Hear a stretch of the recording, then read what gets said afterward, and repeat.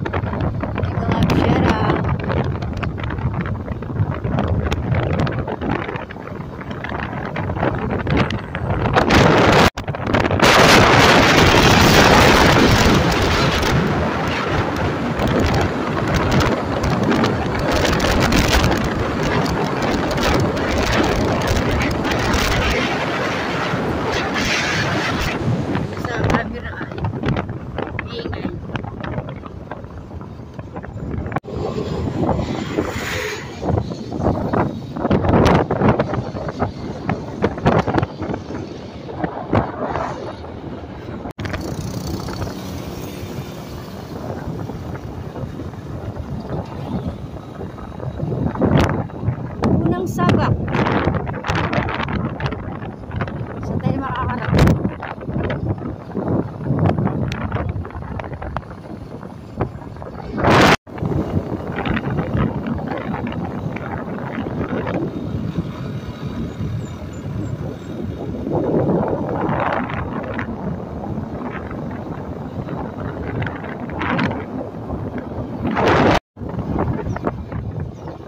Sila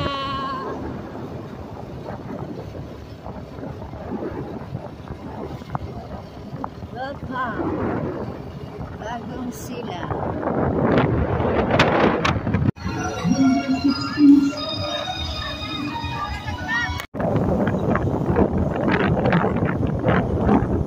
guys, ano tayo?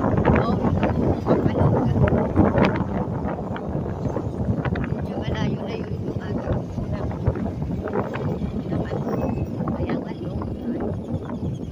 Medyo malayo-layo ay ang ating paglalakbay.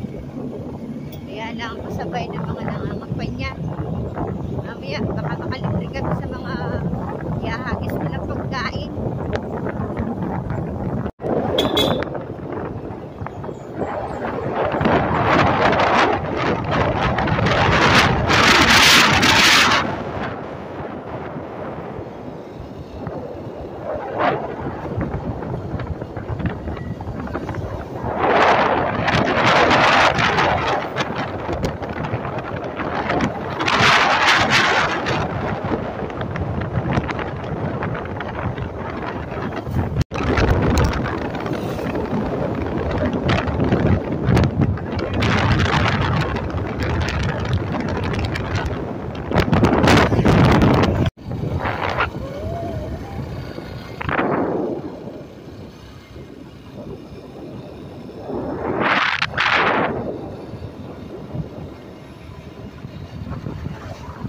Ilang kilometers, ano, ang Kapalongga, magmula Bagong Silang, 30.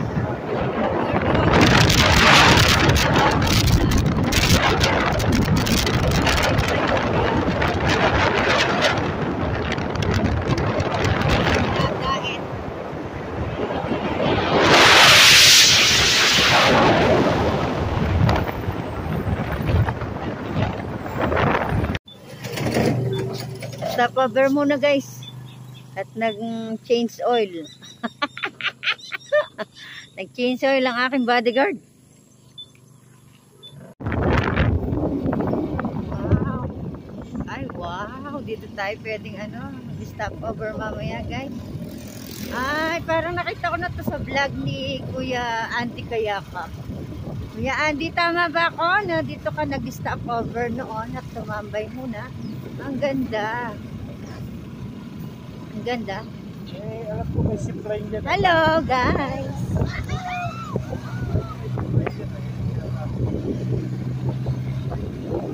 Guys, Kapalongga na tayo, no?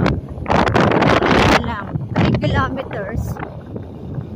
Makikita na natin ang pinakabayan ng Kapalongga. Siyempre, talagang target natin dito ay yung makapagsimba tayo sa buong Lazareno ng Kapalongga. Kaya unang sabak na ang aming bisero. Ito ay magsisimba.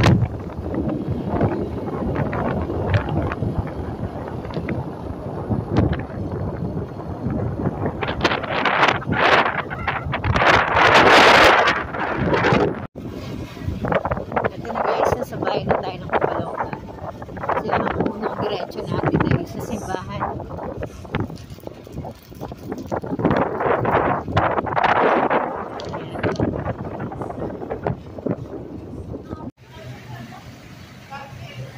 Ayan guys, nasa na tayo na? Nasa Kapalongga na tayo. Unang destinasyon natin. Unang paglalakbay. Nandito tayo sa Kapalongga. Salamat sa Diyos at tayo nakarating ng ayos. Sana hanggang sa pagbabalik natin tayo makauwi ng mapayapa. Guys, samahan niyo muna po kami sa pagsimba. Tayo papasok sa loob. Kasama ko ang aking bodyguard. Si Boss Sherwin. Nakasabay natin ng mga nanunungkulan. Unang araw din nila ng pagpunta sa mga bahay-bahay, sa mga lugar. Kaya guys, salamat po at nakarating tayo sa bayan ng Kapalongga. At dito tayo unang pupunta talaga para makapagpasalamat sa araw-araw na binibigay sa atin ng ating Ama. Kaya guys, tara, samahan niyo po kami hanggang sa pagpasok natin sa loob.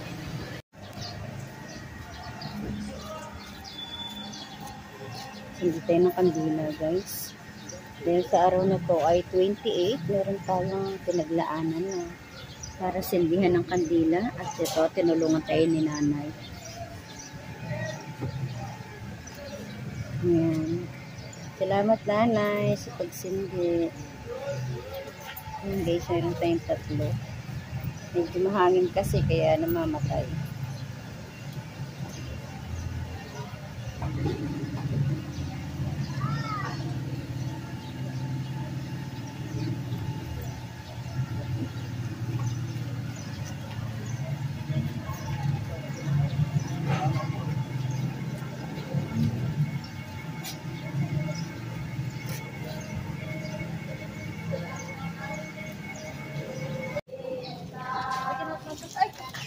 Salamat po sa pagbasbas ng aming bagong partner sa aming anak buhay. Salamat, Father. Ingat po lagi. Ingat ang lahat. Guys, blessing ang aming pagpunta dito sa Kapalongga. Tamang-tama, may misa. At pagbabasbas ng mga kagaya ng ating sasakyan. Yan, blessing. Sana po ay lagi niyo po kami pag-ingatan. Ako at ang aking partner, siyempre ang pangalawang partner, ito ho ay karami natin. Kasama natin sa paghanap buhay. Yan, salamat. Salamat, Father, sa pagbabasbas. Yan. Ay tayo ng paksiw. Guys, pabalik na kami, no? Pabalik na kami ng diet. Stop over muna tayo. kailangan natin kumain. At ang ating driver ay lobat na. So dito tayo kay anong pangalan din? Mama Uning. Kay Mama Onings. Ay, meron din yan halo. Wow. Diet ako pero sarap ng pagkain dito. At umorder tayo ng Bicol Express. Baka kasing sarap ng luto natin ito. Bicol Express. Kapampangan Express ang luto ko. Kaya kain muna tayo.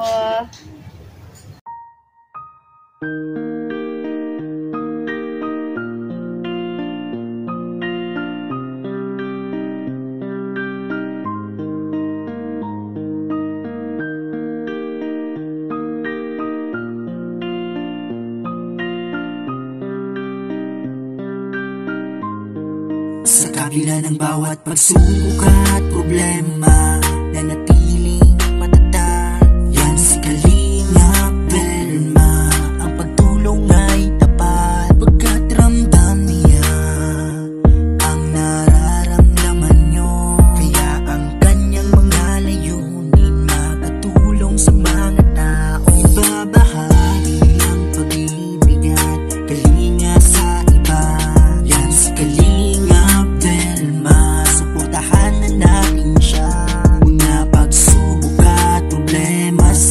sama na labanan, panatiling matatag, makakaya natin kahit na anong mangyari.